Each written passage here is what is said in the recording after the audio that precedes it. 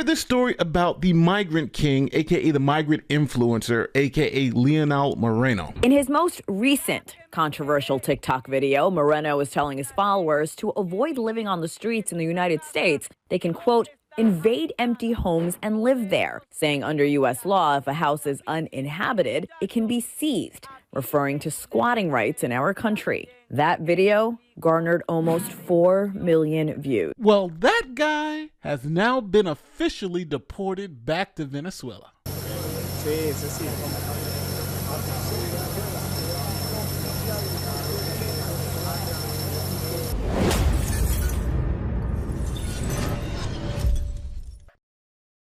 So the man you see on screen is Lionel Moreno. He is a Venezuelan migrant. Now, Moreno entered the United States on April 23, 2022, claiming he needed asylum from the country of Venezuela. Now, Moreno was not deported back to Venezuela, but allowed to stay in the United States. Now, after crossing to the United States, Moreno and his wife went into Canada. Now, when Moreno and his family got to Canada, Canada didn't provide them with hotels or asylum support like they do in places like New York, where they give you credit cards and free hotel stays. Here's something we followed a lot. Cash grab for migrants. New York City officials dramatically expanding a controversial program which would give another round of prepaid debit cards to 7,300 migrants over the next 6 months, costing the city upwards of $2.6 million.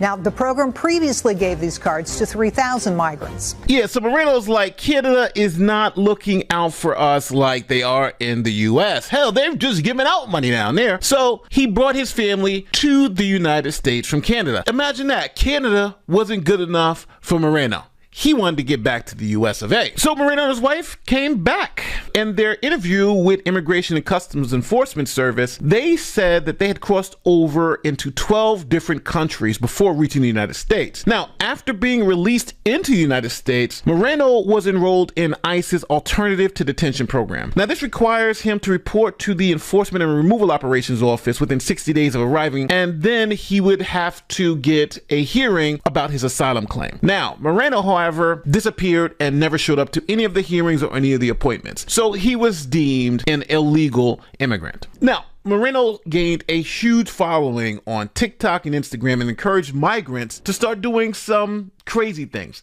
like invade people's homes. He said that you can squat in abandoned homes and take them over. You don't have to live on the streets, and it's America. So Americans are too stupid to do anything about it. An influencer on TikTok appears to be trying to put others on game on how to take over U.S. homes and use squatters' rights. Lionel Moreno, who appears to be a Venezuelan migrant, posted a video to the platform telling followers in Spanish, if a house is not inhabited, no one's living there, we can seize it. How much weight does this claim hold? Now, because we're Americans, and because even if you come here illegally, we don't want you to starve on the street with your family, the government gives you benefits. They'll give you food stamps. They'll give you some money for housing. They'll give you welfare benefits. And Moreno enjoyed all of those benefits. Matter of fact, he made videos flaunting all the benefit he gets from the federal government as an illegal migrant. Moreno regularly shares on social media how he scams the system to receive money from the federal government, food stamps, and shows his social security card in posts that we've reviewed. He claims that his wife and daughter receive $350 a month from the federal government, often flaunts the food and aid that they receive through the funding from these federal programs. Now, as you can see, Moreno is living the good life on American taxpayer dime. And we haven't even talked about the money he's making off TikTok. He was making so much money, he decided to show people how stupid the American system is. He can make thousands of dollars, tens of thousands of dollars on social media and still get welfare benefits and throw it in everyone's face because we, as Americans, are reportedly stupid. Es que yo facture más que ustedes sin necesidad de andar como esclavos. Capichi, esa es la diferencia tuya y mía.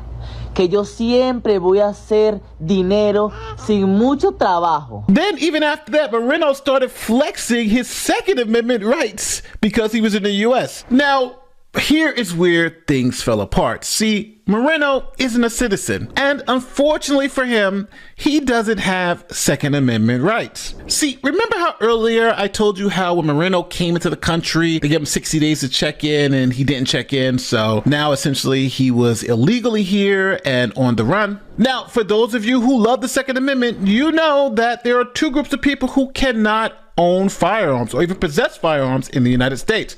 Those are illegal immigrants and felons. Mi gente, como ciudadano americano, puedo obtener un arma. Capichi. Y bueno, he estado pendiente de comprarme un R15 o una glotona. Capichi. Miren los precios, papi, de esta belleza. $1,000, $700, $600, $800 y $500. Miren esta preciosura, muchachos. Les recuerdo que en Estados Unidos tienes que andar armado por tu seguridad. Como les seguía diciendo, solamente nosotros los ciudadanos americanos podemos portar armas en Estados Unidos con licencia y con prevención. Les voy a mostrar este tipo de armas que son las glotonas. Pero miren lo que tengo por aquí. Las armas largas. Las puedes obtener en una tienda normal como esto ahorita. Ya me dieron mi propaganda y miren.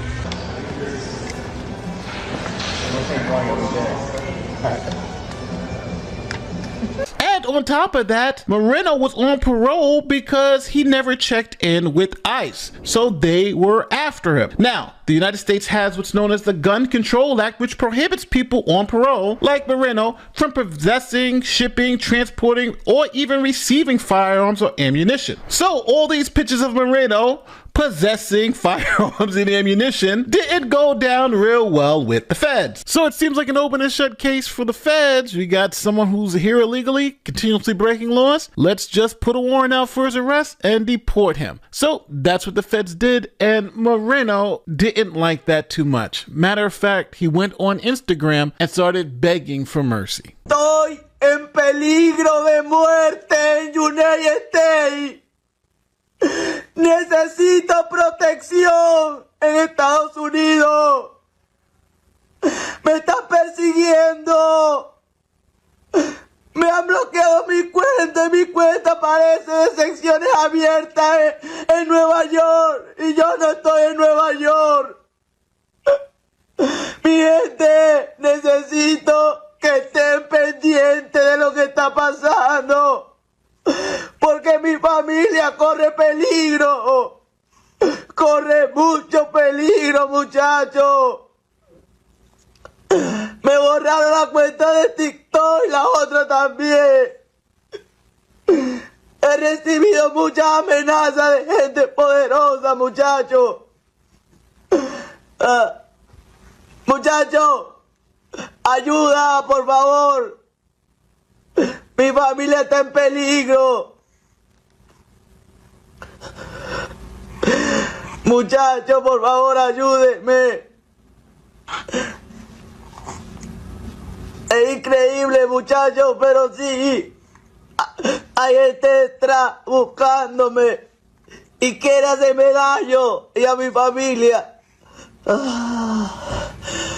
Now, this is where things get complicated. See, Moreno was scheduled to be deported under President Joe Biden, but there was a problem. See, Venezuela stopped accepting any deportees from the United States, even if you came through Mexico, for instance. So even though Moreno had done all these horrible things, they couldn't deport him to Venezuela because Venezuela wasn't taking anybody back. Then President Biden goes out, Trump comes in, and Venezuela had a change of heart. We move on now to the immigration crackdown. Venezuela is set to resume accepting U.S. deportation flights. This is after the Trump administration sent hundreds of Venezuelans to a notorious prison in El Salvador, and as the administration remains locked in a standoff with a federal judge over the issue. Tonight, Venezuela resumes accepting U.S. deportation flights, reversing course after the Trump administration invoked a wartime law from 1798 to deport hundreds of Venezuelan migrants with little or no due process. process. Those migrants now in a notorious prison in El Salvador. Venezuela's government saying, "We will not rest until we achieve the return of all those in need and rescue our brothers kidnapped in El Salvador." Okay, so Venezuela turned around and said, we're going to take our people back, and I'll let you send them to an El Salvadorian prison. So one of the first flights and one of the first people was our boy, the Migrant King. He was on the first thing smoking back to Venezuela. Pasa por el mismo procedimiento. Ahora, lo que ocurre es que con ese caballero mucha gente estaba disgustada de los que venían en el vuelo, porque su campaña fue para que los venezolanos fuesen señalados en el mundo de ser delincuentes. De muchos de los que estaban allí venían bravos. Desde el primer momento hubo que prestarle una seguridad especial, aparte lo pusieron, porque estaban muy disgustados los otros pasajeros, los otros compañeros que venían. Lo que hemos dicho, ojalá que se reencuentren, entren en lo que de alguna manera tiene una conducta que no es la mejor, se recuperen espiritualmente y sean capaces de comenzar de nuevo. Eso es posible si son recibidos amorosamente en sus casas de familia. Y sus familias están acá para ayudarlos. Now, Moreno had to be put in protective custody because the other migrants who were being deported with him blamed Moreno for bringing attention to the whole migrant crisis and getting Americans so upset where they were all being deported out of the country. Now, while in jail, the New York Post spoke to Moreno, who wailed about being unjustly persecuted here in the United States. They quote him as saying, "I came here to the United States because of persecution in my country, Venezuela. But they're doing the same thing to me in the United States, persecuting me," Moreno moaned. Moreno continued, "It's all misinformation in the media about me. They're defaming me. They're misrepresenting me in the news. I am a good father, a good husband, a good son, a good person, humble, respectful to people who respect me," he added. So what do you feel about the story of Moreno? Now, his wife and child are still here in the United States while he is in Venezuela. So, how does that fit into how you feel about this story? Personally, I think Moreno is a victim of his own success. He wanted to be a TikTok star. He wanted to be a YouTube star. He did all this. He got the attention, but unfortunately, it was negative attention. And when he started making fun of this great country, helping him and his family, feeding them, then I think he had to go back to Venezuela. And his argument that he's being persecuted here is not accurate. He came here illegally. He committed multiple crimes while here, and now they're sending you back home. So I don't know what more he wants. Now, I know my friends on the left are going to say, well, they broke up this family. His wife and kids have lost their father. But I think about it differently. I'm thinking if he was really concerned about his family, he wouldn't have been out there telling people to invade other people's homes. He wouldn't be having guns knowing that it's illegal for him to have guns. And I don't think he'd be on TikTok bragging about all the money he's making because of the stupid Americans. That will get you deported. Don't forget, like, share, subscribe, do all that great YouTube stuff. And as always, tell me wherever in the comment section. Tell me, hey, Nate, I love the Migrant King. He should be here in the United States. And my only response is going to be, I respectfully disagree.